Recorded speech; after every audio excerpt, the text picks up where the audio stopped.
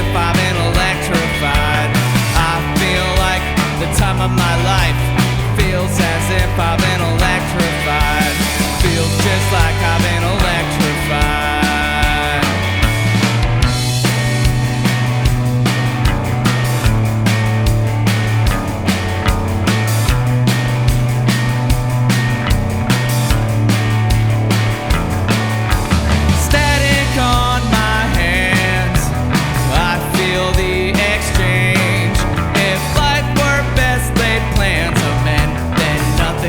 Stay the same. No, I feel like the time of my life feels as if I've been electrified. I feel like the time of my life feels just like I've been electrified. I feel like the time of my life, oh, feels as if I've been electrified. I feel like the time of my life, yo, feels just like I've been electrified. Feels just like I've been I think that I got electrified. Hiding out in the shadow of my mind, all to see that the sun still rises. Hiding out in the shadow of my mind, all to see that the sun still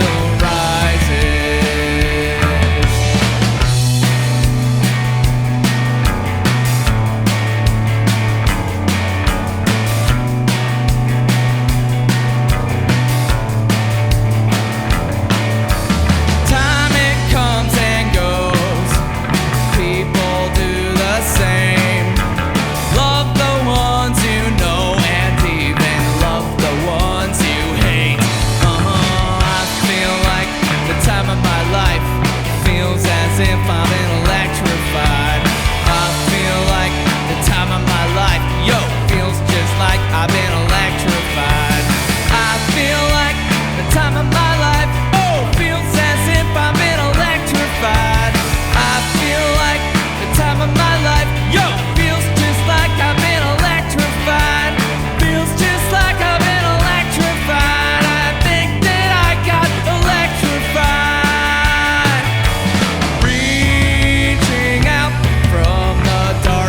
Deep inside, all to see that the stars still shining. Reaching out from the sadness in my mind, all to see that the stars still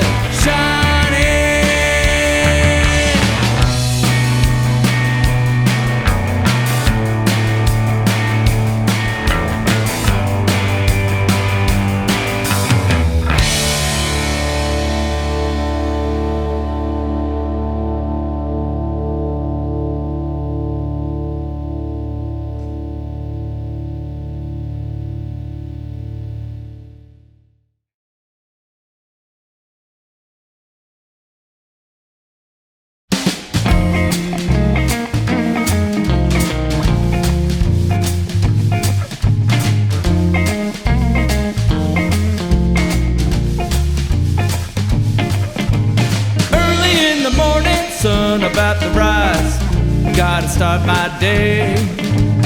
Words can't describe the way that I'm feeling today.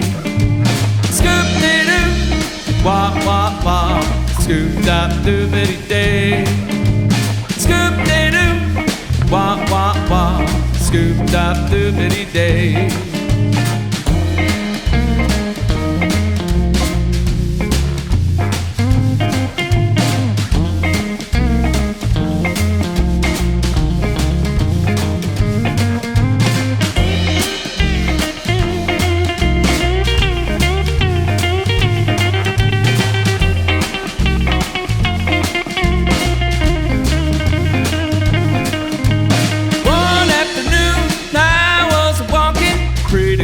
On my mind, words can't describe the way that I'm feeling when she gives me the eye. Scoop-de-doo, wah wah wah, Scoop-dop-doobity-day. Scoop-dee-doo, wah-wah-wah. Scoop-dop-doobity-day. I was out my mind, yeah, but now I'm feeling okay. Wah-oo, wah-wah-wah-oo. Wah-oo, wah-wah-wah-oo.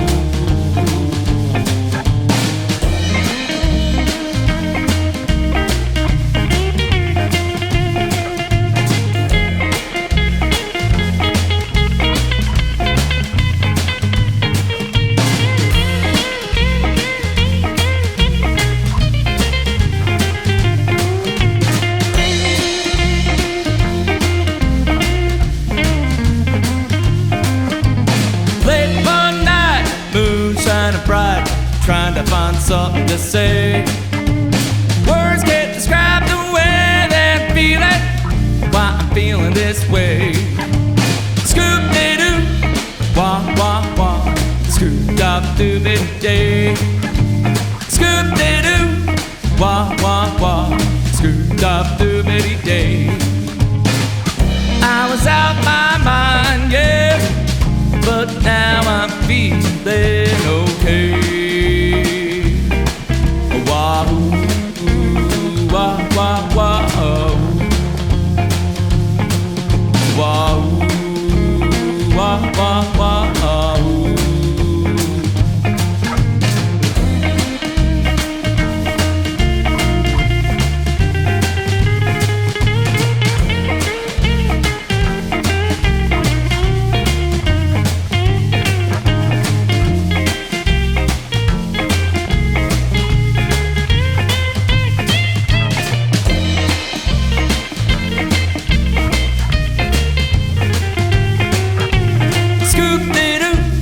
Wah-wah-wah, scoop-dop-doobity-day.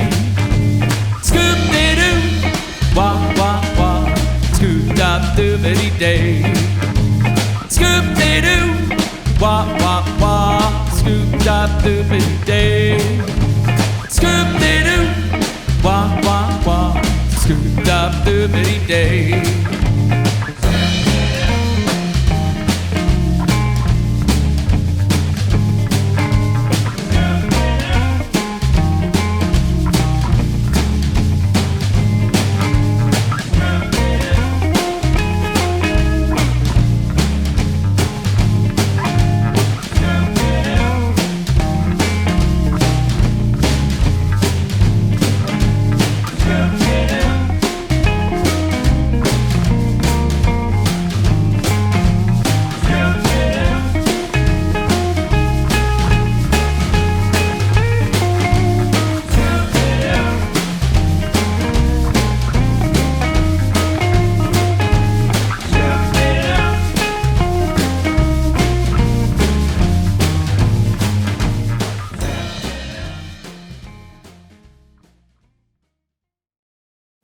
Hi, and welcome back to DBU.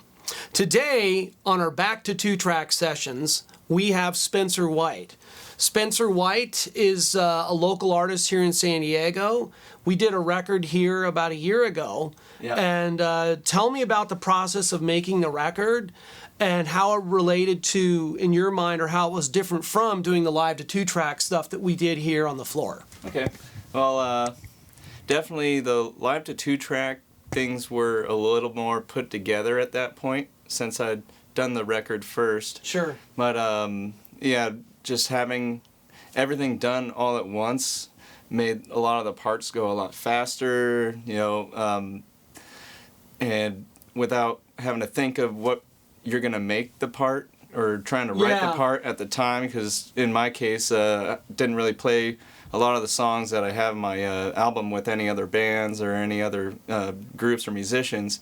So I was writing a lot of lead parts and other little fancy parts for the album, where I really tried to pick a lot more simple songs that I did more live for the Back to Two track. Mm-hmm. So it was kind of a nice breath of fresh air, the stuff that I've done live in front of people quite a few times. But I would say the difference is time, because there were times that we spent maybe a good couple hours on one section of a song. Yeah. And not just figuring out sound, but just working out the part and playing it as well as I possibly can. And Yeah. by the time I got here for the Back to 2 track, I had a lot of the parts really well down, so I was able just to strum and play and, not worry about how I'm going to play it, but just, focusing on playing it as well as I can. Yeah. Yeah, that was one of the things that I found interesting about, as an engineer, having worked both parts of that, having been there for the engineering of the multi-track versus engineering a live to 2 track, which are two completely different monsters. Yeah. In many respects, the bulk of what we got on your live to 2 track is sort of how the multi-track went down anyways, because we had effectively a rhythm section in the room anyways, and Yes. even some of your scratch vocals ended up becoming stuff that got used on the record. So in the extent of that original project that we did, what was it? Salt and Light is the name of the Salt record? and Light is the name of the record. So when we did Salt and Light, much of that was stuff that was just captured live on the floor anyways. And some songs in particular, like Hangman's Daughter, and there's a couple other tunes, Scoop-de-Doop, which we did. Which we did. Yeah. Those are, they sound on the live to 2 track very similar to how they sounded on the record. It's just like, you just played the same thing in the same studio using, in many cases, the same signal path. You're just doing it again on a different day. So it may not have the same level of polish because I didn't have the ability to go through and scrub out noise leaking through drums and leakage and stuff like that. But it's, still a very appropriate representation of what you got on your record. That's a good point. Scoop-de-Doop. We pretty much just banged out the drums and the guitar, at least the first guitar track, just all together, which was very similar to the Back to 2 track recordings, which was nice. And I did want to have a very organic kind of live sound for the album, so we strayed away from using as much production effects as possible, but we did end up using a little bit here and there. I had a little whistle and stuff like that, which was fun. Yeah. Definitely really fun. I enjoyed doing that. So let me ask you another question. What is who is your biggest influence musically? that is a really hard question because I listen to a lot of different musicians and different genres and just all over the map. I grew up playing jazz music in school and also classic stuff, which wasn't really my favorite genre, classical music, but I did listen to some of it. Yeah. And especially at school, that was mainly what they would play in art class or something like that to keep Sure. you focused. But I would say once I hit middle school, I really started branching out into listening to more stuff, not just what my parents listened to on the radio. Because when I was before middle school, I listened to a lot of Jane's Addiction, Nirvana, Yeah. and the Cars, anything that was on like the 80s rock station or 90s rock station. Sure. And then once I really got into my own style of music, I started getting more into metal, so System of a Down was a big influence for me, especially for singing, and Cake is another great influence for the singing part. I would always be singing with the different tracks and really not really working on it, but I didn't realize it at the time, but I was working on building my voice at the time. Yeah.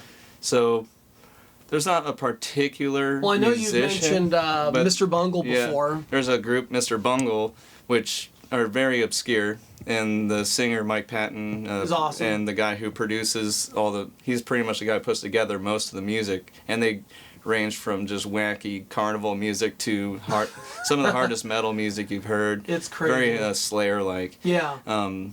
He became a big influence in my artwork, especially. I listened to him. I first got to know Mr. Bungle probably my junior year of high school with another wacky friend of mine, and he had everything. But so I took it from him, or as much as I could, and then just really got into it. But then, that kind of brought the train of music genres even farther, trying to find the most wackiest band names and wackiest sounding bands that I could on iTunes, and just downloading one song at a time off dial-up. So you're the one to blame for tanking the music industry. Yeah. And so, again, there's not exactly like one musician, but definitely quite a, Serge Tankian or Tonkian, he definitely would be up there on influences for music. He's got a wide variety of stuff that he can do, from classical to metal to more acoustic and that kind of stuff. So, and even hip hop and rap. Sure. So another question, have you ever broken an instrument? Have I ever broken an instrument? Technically, yes, but... So, fill me in on the story, briefly. Well, there's a few stories. I lent out a guitar to a friend, which my dad was not approving of, and I see where this is that going. friend ended up leaving it in the garage, and out here the temperatures changed pretty drastically, so the neck just snapped, and while it was in the case, that was, pretty much my fault, so I can own that. Yeah. And then with my trumpet, first off, it got run over by a bus, which wasn't my fault. But then after that, I would spent the whole summer just goofing off, not practicing, not playing, and I tried to hit a regular high C, and I couldn't do it. It was just I really had to blow it to make it, and I was getting frustrated, so I tossed it. And I bent the middle finger part, or the middle valve. Yeah. But not bad enough to where it didn't work. I just had to grease it a lot to make it slide. So you're instead of throwing guitars on the stage, you throw trumpets. You're that kind of guy. I've worked on, I really like to take good care of my instruments, in a sense. Yeah. I'm not like polishing them every day and stuff, but I put them away in their cases, and I put them in a spot where they're going to stay at the same temperature, most of the time. Yeah. And I don't like, I like to take care of my instruments. So, what are your musical goals moving forward? Musical goals moving forward, I'd really like to find a group of people closer to my age that I'm playing with, and people who are more dedicated to play music. Maybe that's what they want to do for a living or something, and just really work on finding venues around locally that we can pick up on and just start playing, and also writing a lot more music. That's definitely something I enjoy. Just writing new stuff and trying to do stuff that's not as similar, but also picking out songs that I know would do well. That are in the same genre, like from my album Salt and Light. Sort of in a nutshell, explain to the viewer what they can expect to hear on Salt and Light. If somebody's never seen you and they've only seen the 2 videos that we recorded here at DBU Ranch, what can they expect if they actually listen to the record Salt and Light? Well, you're definitely going to hear a big alternative influence in there, in the genres, even though I kind of bend the genres quite a bit. You're definitely going to hear more alternative, kind of acoustic-y or like folky, kind of more country, I guess you would call it. But then, I range into more like hard alternative rock, and a couple of the songs are more jazz-influenced. So, and then that song "Hangman's Daughter" is just one on its own. Yeah. It's like a little bit of like a Russian folk tune, Yeah. And the lyrics are very, I would hope that they translate to other people. I try and write my music so it's not just gonna relate to me or people who relate to me in general, but just anybody. I don't like to put a whole lot of names and really specific things, because I want the song to speak to just almost anybody, what they're going through, and definitely the songs speak to what I was going through at the time. So sure. Well, Spencer, go ahead and plug your details and your credentials to the people on the internet so they know how to find your music. If you're looking to find my album Salt and Light, you can find it on Bandcamp at spencerwhite.bandcamp.com.